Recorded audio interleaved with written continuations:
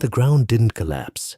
It opened, not with violence, not with noise, but with a quiet shift, almost as if the earth itself had been waiting. In the early hours of a dry summer morning in 1963, a farmer in central Anatolia stepped onto what he thought was solid ground. Beneath his foot, a hollow echo answered. He paused, pressed again. This time, the soil gave way. What he uncovered wasn't a cave. It was a doorway. At first, it looked like nothing, just a narrow shaft cut into stone. But as workers widened the opening, they realized something unsettling. This wasn't natural erosion. These were walls, smoothed, measured, intentional. They had found a structure. But here's what matters. It didn't go down a few feet. It kept going, level after level, descending into darkness. Rooms, corridors, ventilation shafts, storage chambers, entire living spaces carved directly into the earth, and not randomly. This place was designed, engineered, planned with a level of precision that suggested not just survival, but permanence. And then came the first realization. This structure wasn't ruined. It was sealed. Not by time, not by collapse, by design. Because entrances had been carefully blocked, access points concealed, entire sections intentionally buried under layers of soil and debris. This wasn't something that had been forgotten. It had been hidden. But why would an entire underground city, capable of housing thousands, be deliberately erased from the surface? The official explanation is simple. Too simple. They say it was built for protection, a refuge from invasion, a temporary shelter during times of war. And in many ways, that explanation makes sense. The region had seen centuries of conflict, empires rising and collapsing, borders shifting, armies advancing across open plains. But here's where the story begins to fracture. Because this structure wasn't temporary. It had everything. Water wells that couldn't be poisoned from above. Air shafts designed to circulate fresh oxygen across multiple levels. Stone doors, circular, massive, engineered to seal entire corridors from intruders. And perhaps most revealing of all, it had infrastructure for long-term living, storage for food, areas for livestock, communal spaces, even what appeared to be early forms of schools or gathering halls. This wasn't a hiding place. It was a parallel world beneath the surface. And that changes everything. Because if people were meant to live here, not for days, not for weeks, but possibly for months or even years, then the question is no longer about survival. It's about intention. The real story begins when you stop asking who built it and start asking why they needed to disappear, because this wasn't an isolated discovery. Across different parts of the world, similar patterns begin to emerge: underground chambers, hidden tunnels, entire networks buried beneath cities that still exist today.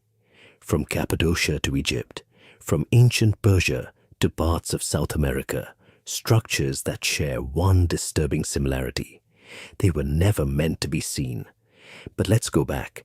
To around 1000 BCE, the surface world was unstable. Empires were expanding, trade routes were forming, and with them, conflict intensified.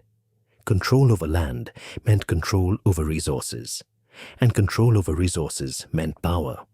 But power, at that time, came with a weakness, visibility. Cities were exposed. Armies could see them, reach them, destroy them. And when they did, they didn't just conquer. They erased, burned records, destroyed architecture, eliminated identity. So what happens when a civilization realizes that survival isn't about strength, but invisibility? They go underground, but not just physically, systematically, because building something like this requires more than fear. It requires planning, coordination, labor, knowledge of geology, airflow, structural integrity. And that suggests something even more unsettling. This wasn't a reaction, it was preparation, which means whoever built it saw something coming. And here's where the narrative deepens, because when archaeologists began mapping these underground structures, they noticed something unusual. They weren't random, they followed patterns. Distances between certain sites aligned with ancient trade routes. Ventilation systems showed similarities across regions that had no known direct contact. Even the architectural techniques, angles, carving methods, spatial organization shared consistent logic. It was as if different civilizations were solving the same problem, independently or not. Because there's another possibility, one that doesn't appear in official reports. What if this knowledge wasn't discovered separately? What if it was shared, passed along through networks we don't fully understand, through travelers, through hidden systems of communication, through channels that didn't leave behind written records? Because written records can be destroyed, but structures like these, they endure unless they're deliberately hidden. And that's exactly what happened, because over time, entrances were sealed, maps were lost or erased, surface markers disappeared, entire generations lived and died without knowing what existed beneath their feet. And that raises a deeper question. Was this done to protect the structures or to protect something else? Because if these underground cities were simply defensive shelters, there would be no need to erase their existence completely. You would preserve them, reuse them, pass down knowledge of their locations, but instead, they vanished. And when they were rediscovered, it wasn't through official records. It was through accidents, chance, fragments, which suggests something very specific. Someone, at some point, decided that these places should not be found again. But why? To answer that, you have to shift your perspective, stop looking at these structures as isolated anomalies, and start seeing them as part of a system. Because that's what they are, a system designed not just for survival, but for continuity. Think about it. If a civilization believed that the surface world was unstable, unpredictable, constantly under threat, then building underground wouldn't just be a strategy, it would be a philosophy, a parallel existence. Above ground, you have visibility, trade, expansion. Below ground, you have control, protection, preservation. Two layers of reality, and that duality creates power. Because those who control the underground control what survives when everything else is destroyed. And here's the part that often gets overlooked. These structures weren't just physically hidden, they were historically minimized. Mentioned briefly, categorized as curiosities, treated as side notes in larger narratives. But when you look closer, they're not side notes, they're evidence of a mindset, a strategy, a system that suggests ancient civilizations were not just reacting to threats, they were anticipating them and preparing for something much larger, something that made disappearing underground not just logical, but necessary. And that leads to the most important question of all. What were they preparing for? Because the answer to that question doesn't just change how we see the past, it changes how we understand power itself. And to uncover that answer, you have to look beyond the structures, into the systems that built them. The official narrative tells you these underground structures were defensive, places of refuge, temporary shelters used during times of crisis. But that explanation collapses under scrutiny, because defense is reactive, And nothing about these structures feels reactive. They feel premeditated, which means the real story isn't about protection. It's about control. Because when you analyze these underground systems through the lens of power, not just survival, a different pattern begins to emerge, one that connects architecture to authority, space to strategy, and invisibility to dominance. Start with logistics.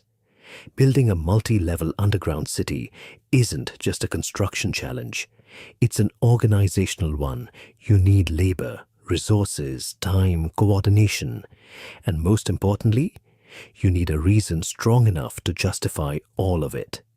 Not fear, certainty, because fear builds shelters, certainty builds systems. And these were systems, closed environments where movement could be controlled, access could be restricted, information could be contained. Think about the stone doors, those massive circular slabs that could seal entire sections with a single push. They weren't just barriers against outsiders. They were filters. Because once those doors closed, no one moved without permission. And that changes the interpretation entirely. Because now, these structures aren't just hiding people from threats. They're organizing people within a controlled environment, which introduces a different kind of power. Not the power of armies, but the power of structure. Because whoever designed these systems didn't just understand engineering, they understood behavior, how people move, how they gather, how they respond under pressure, and more importantly, how to manage them. But here's where it becomes even more interesting, because this pattern of creating controlled, hidden environments doesn't stop in ancient history. It evolves. Across centuries, you see variations of the same concept: fortified cities, walled compounds, restricted zones, underground bunkers, different forms, same principle. Control the space, and you control the outcome. But here's what most people miss. These underground structures weren't just about controlling people. They were about controlling continuity. Because in a world where surface-level systems can collapse through war, disaster, or economic breakdown, what matters isn't just survival. It's preservation of knowledge, of hierarchy, of systems. And the underground offers something the surface never can: stability, no weather, no visibility, no external interference, a closed loop. Which means if you wanted to ensure that certain systems, certain power structures continued regardless of what happened above, you wouldn't build upward, you'd build downward. And that reframes everything, because now these ancient underground cities aren't just shelters. They're vaults, not of gold, but of structure, of order, of controlled existence. And that leads to a deeper realization, because if these systems were designed to preserve something, then what exactly were they preserving? People? Possibly. Knowledge? Likely. Power? Almost certainly. But here's the delayed truth. It's not just about what was preserved, it's about what was excluded. Because every controlled system operates on selection. Who gets in, who stays out, who knows, and who doesn't.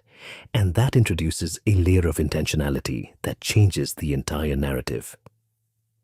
Because now, the act of hiding these structures isn't just about secrecy. It's about access, limiting it, controlling it, ensuring that only certain individuals, certain groups, could utilize these spaces when necessary, which aligns with a pattern seen throughout history. Critical systems are rarely public.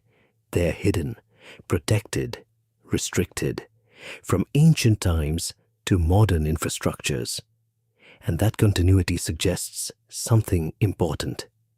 This wasn't a lost practice. It was an early version of a system that still exists, just in different forms. Because even today, beneath modern cities, there are networks most people never see. Service tunnels, restricted facilities, secure bunkers, spaces designed not for the public, but for continuity. And that parallel isn't accidental. It's evolutionary. Because once a system proves effective, it doesn't disappear. It adapts. But let's return to the ancient structure. Because there's one final detail that brings everything together. Despite their scale, despite their complexity, despite their potential importance, they were hidden deliberately. Which means, at some point, the decision was made not just to build these systems, but to remove them from public awareness. And that decision is the most revealing part of the entire story, because it suggests a shift from use to secrecy, from function to concealment. And that shift only happens when the knowledge itself becomes sensitive, valuable, or dangerous. Because if people knew the full extent of these systems, their purpose, their design, their implications, it would change how they understand history, not as a series of random events, but as a structured progression of control. And that's a difficult narrative to maintain because it challenges the idea that ancient civilizations were primitive, reactive, unorganized. Instead, it suggests they were strategic, forward-thinking, capable of building systems not just for their present, but for an uncertain future.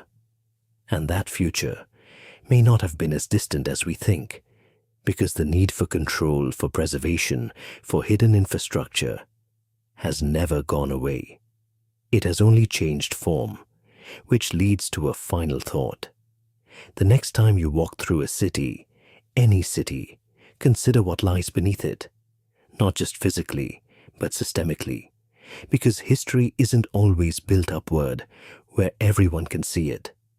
Sometimes it's carved downward, layer by layer, hidden in plain sight, waiting not to be discovered, but to be understood.